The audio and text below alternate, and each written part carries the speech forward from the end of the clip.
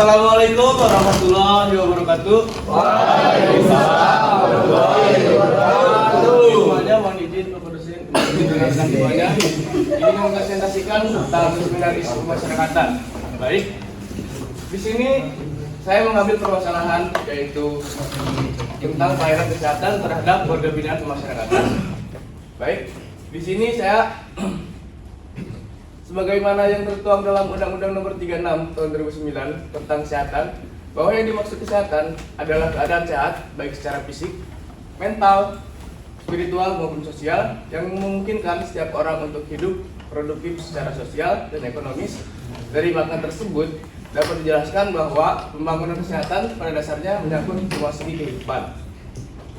Nah, berlangsung bagi setiap individu tak terkecuali mereka yang berada di lapas dan rutan sebagaimana diatur pada Undang-Undang Nomor 22 Tahun 2022 tentang pemasyarakatan. Pada pasal 7 dan 9 salah satunya mengatur tentang hak pelayanan kesehatan kepada tahanan dan narapidana. Hal tersebut tentu saja memberikan kepastian hukum terhadap kewajiban. Di sini pun saya melampirkan data. Topik yang saya ambil atau permasalahan utama yang saya ambil adalah tentang kurangnya tenaga kesehatan yang berada di unit pelaksana teknis di unit tata di tiap-tiap rutan dan lapas.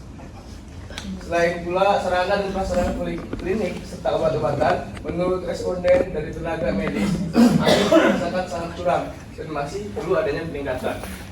Dapat disimpulkan bahwa dari data-data yang tadi saya ambil, maka keseluruhan mayoritas bahwa di lapas dan di rutan seluruh UPT Indonesia ini masih kekurangan tenaga medis dan sarana prasarana serta obat-obatan masih belum terpenuhi dengan baik. Lalu saya mengambil juga contoh kasus dari beberapa sumber di internet. Yang pertama ada jumlah sumber daya manusia dan sarana kesehatan lapas Jawa Timur ini. Kedua, Karyo Kemenkumham Sumut akui tenaga kesehatan di sejumlah lapas masih kurang. Next. Kekurangan tenaga kesehatan lapas pertambangan terbuka oleh pembentukan. 4. Keluarga narapidana protes minimnya layanan kesehatan warga binaan di lapas Golongan. Nah, dari permasalahan yang tadi, maka ada kiat-kiat yang mungkin bisa menjadi solusi untuk menangani permasalahan tersebut. Baik, yang pertama, melakukan pelayanan kesehatan keliling. Untuk menjawab pertanyaan Pak itu intinya kan keterkaitan antara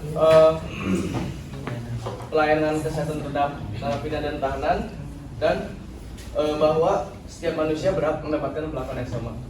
Mungkin terdapat keterkaitan yang erat antara pelayanan kesehatan bagi narapidana atau tahanan dan prinsip bahwa setiap manusia memiliki hak yang sama. Prinsip ini memastikan bahwa narapidana dan tahanan juga berhak mendapatkan pelayanan kesehatan yang sama layaknya individu lain, seiring dengan tujuan pembinaan dan perawatan yang efektif dalam institusi pemasyarakatan. Terima kasih. Cukup? Ya, silakan. Yang berikutnya. Yang selanjutnya untuk pertanyaannya kan intinya bagaimana kalau terdapat penyakit kulit, tetaplah dengan menjaga kesehatan itu bisa membantu memastikan kesehatan serta membantu dalam mendeteksi dini gangguan keamanan. Karena apabila mungkin pelayanan kesehatan yang kurang juga akan mengakibatkan sebuah keributan dari narapidana ataupun tahanan. Karena contoh kecilnya saja, apabila narapidana dan tahanan kekurangan air, mungkin itu akan terjadi gesekan antara narapidana tahanan dan petugas karena mungkin haknya tidak terpenuhi dan juga air adalah hal yang sangat penting bagi kehidupan. Terima kasih. Cukup? Baik. Saya rasa cukup. Kita beri aplaus untuk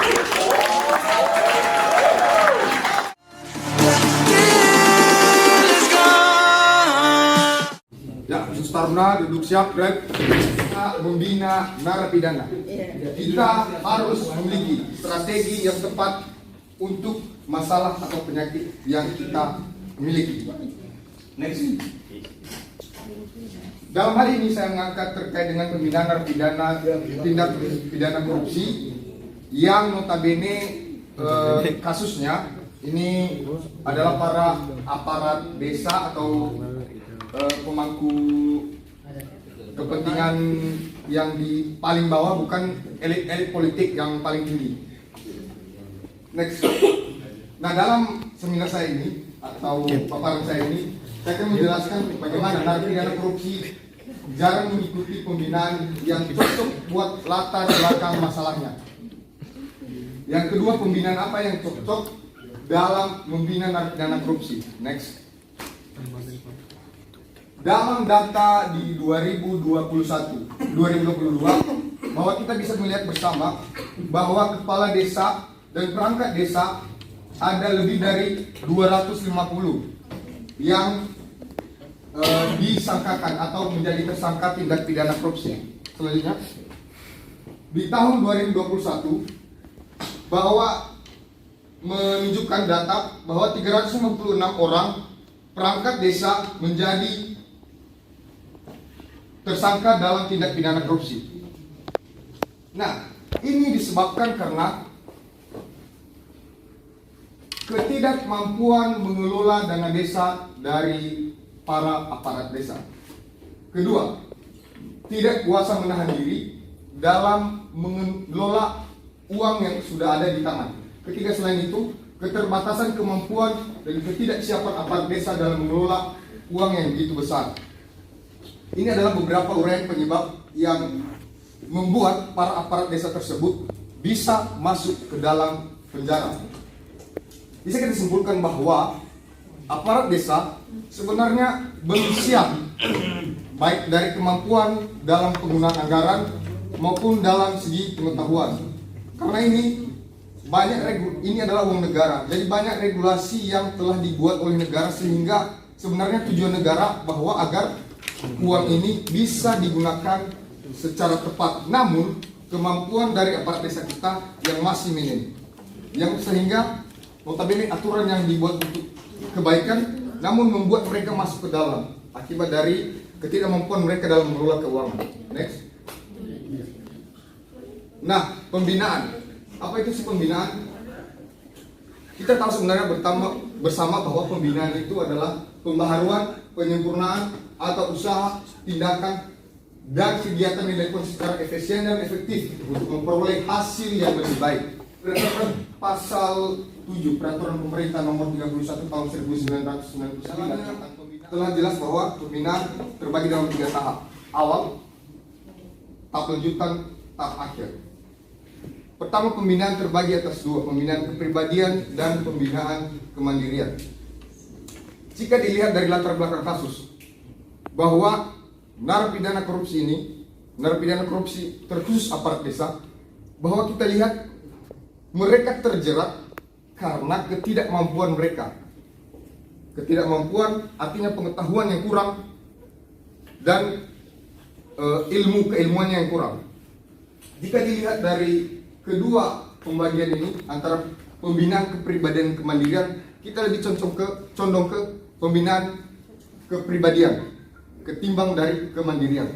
Nah, jika Anda perhatikan di dalam lapas yang masing-masing teman-teman pernah kunjungi dari Indonesia Timur sampai Indonesia Barat, paling baratnya siapa? Paling baratnya pembinaannya hanya sebatas kegiatan kemandirian. Nah, dari kasus ini ada 3 hal yang tidak tersentuh sebenarnya dalam pembinaan kita: kesadaran berbangsa dan bernegara, intelektual, dan kesadaran hukum. Next. Nah, dalam hal ini kegiatan penanaman hukum tidak hanya sekedar ibaratnya narapidana upacara. Tidak hanya sekedar narapidana upacara dia akan kesadaran hukumnya akan tumbuh. Tidak, ada beberapa cara-cara yang harus dilakukan untuk menumbuhkannya. Next, selanjutnya. Pertama, kesadaran berhukum itu yaitu dia sadar bahwa dia bertindak dan berlaku tahu akan aturan hukum. Nah, kita harus memberikannya seminar, diklat, atau apa yang bisa kita tambahkan dalam keilmuannya. Selanjutnya, kemudian perpus kita perbanyak, walaupun itu tidak secara signifikan memberi dampak kepada narapidana kita, tapi itu adalah sebuah akses mereka untuk mendapat pengetahuan. Selanjutnya, transfer narapidana. Transfer narapidana maksud dari tujuan saya itu namanya universitas atau yang sudah kerjasama di universitas. Kenapa tidak yang punya narapidana ini kita transfer, kita pindahkan ke lapas yang punya kerjasama tersebut. Demikian paparan dari saya. Terima kasih. Ya, terima kasih. Saya mengangkat tajuk mengenai strategi pembinaan kepribadian narapidana berbasis pondok pesantren di lembaga pemasyarakatan.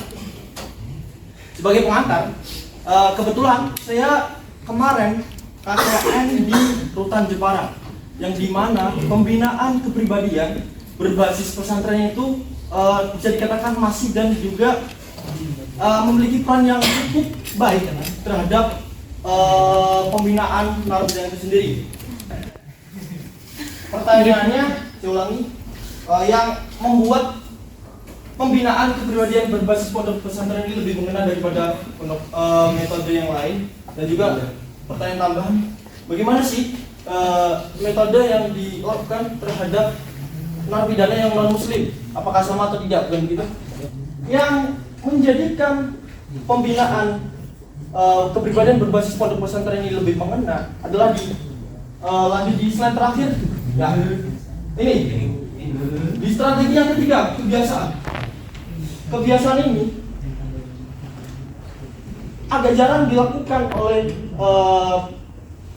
lembaga pendidikan manapun, karena sekedarnya hanya pengetahuan dan pelaksanaan itu saja yang menjadikan perbedaan dan menjadikan lebih mengena dan mengerti akan makna dari apa yang diajarkan itu adalah pembentukan kebiasaan. Nah, di dalam pola pembinaan kepribadian berbasis pondok pesantren ini relevan dengan teori psikologi mengenai pembelajaran sosial atau social study milik Bandura. Di mana yang pertama adalah model perilaku. Di dalam pondok pesantren disertakan pemuka, kalau di lapas ya, pemuka, kemudian santri senior dan lain sebagainya. Nah, ketika narapidana yang baru dan memasukkan dirinya ke dalam santri itu melihat dari perilaku dari pemuka, dari santri yang senior atau yang dikatakan lebih paham akan agama, dia melihat role model bahwasanya, oh begini toh gambaran perilaku yang baik dan benar itu seperti ini, yang kemudian akan diikuti oleh si narapidana itu. Kemudian yang kedua adalah reinforcement vicarious, atau ketika narapidana yang nasibnya sama kita, katakanlah saya ada narapidana yang sama akan saya, yang awalnya jelek, kemudian ada narapidana yang masuk dan akhirnya dia berubah drastis, atau katakanlah sedikit demi sedikit lah. Hal tersebut yang menjadikan kita terinspirasi, termotivasi untuk lebih baik. Oh, orang ini bisa, kenapa saya nggak bisa gitu? Atau juga nasibnya sebelumnya sama dengan saya gitu. Dan juga yang terakhir adalah di dalam pembinaan kepribadian berbasis pondok pesantren itu syarat akan latihan dan replikasi.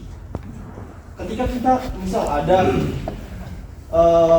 latihan untuk belajar membaca Quran, kemudian kita berlatih, kemudian kita belajar sendiri atau mereplikasinya di kamar masing-masing. Itu yang menjadikan pembinaan narapidana berbasis pondok pesantren ini lebih mengena. Nah, pertanyaan kedua dari rekan brilian adalah bagaimana sih narapidana yang non muslim bentuk pembinaannya itu apakah sama atau enggak? Gitu. Menurut saya bentuk pembinaan bagi yang non muslim ini, pengalaman saya di Rutan Jepara kemarin, itu pembinaannya bukan hanya untuk yang muslim, tetapi yang non muslim juga ada.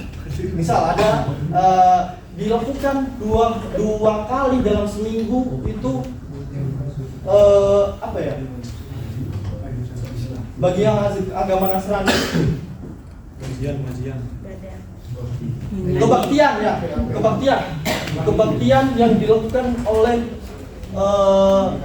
narapidana Nasrani yang dibantu oleh gereja sekitar untuk proses kebaktian. Mungkin itu juga efektif diterapkan bagi pembinaan narapidana yang non muslim. Mungkin seperti itu. Terima kasih. Ya, terima kasih.